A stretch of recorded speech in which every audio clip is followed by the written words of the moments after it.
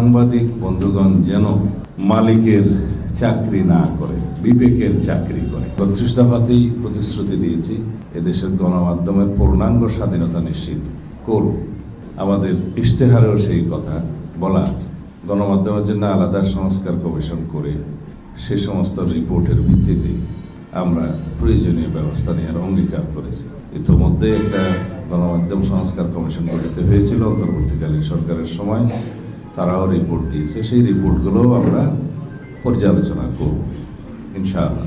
যে দেশে গণমাধ্যমের স্বাধীনতা নিশ্চিত করা হয়েছে সেই দেশের গণতন্ত্র শক্তিশালী হয়েছে এবং গণতান্ত্রিক কাঠামো, গণতান্ত্রিক প্রতিষ্ঠানগুলো শক্তিশালী করার মধ্য দিয়েই গণতন্ত্রকে সত্যিকারভাবে শক্তিশালী করা যায়।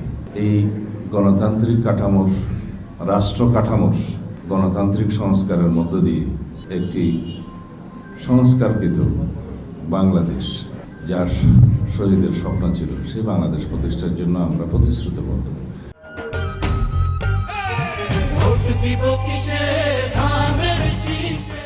সেই রাষ্ট্র কাঠামো, গণতান্ত্রিক সংস্কার, সংবিধানের গণতান্ত্রিক সংস্কারের জন্য আমরা দীর্ঘদিন কাজ করেছি জাতীয় ঐক্যমত্য কমিশন।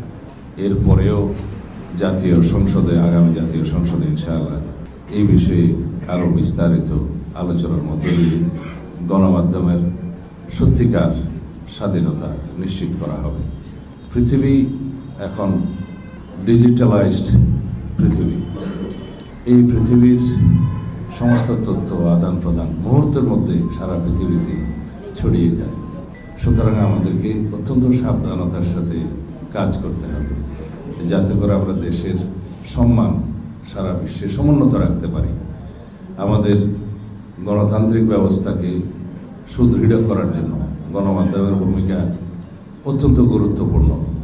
বাংলাদেশে তথ্য প্রবাহের এবং গণমাধ্যমের যে ব্যাপক একটা উন্মুক্ত পরিবেশ সৃষ্টি করা হয়েছিল, সেটা 1991 সালের সরকারে থাকার সময় দেশনেত্রী বেগম খালেদা জিয়ার হাত ধরে হয়েছে।